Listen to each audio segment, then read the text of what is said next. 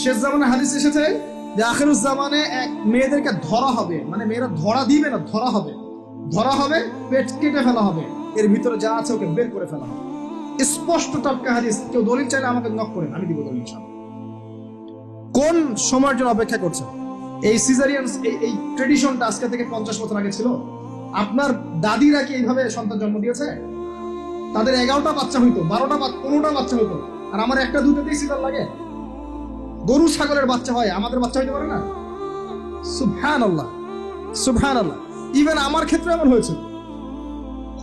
12 ঘন্টার মধ্যে না করলে আপনার ওয়াইফকে বাঁচানো যাবে না। বললাম ওয়াইফ বাঁচবে, নর্মালি হবে, নর্মালি করবে।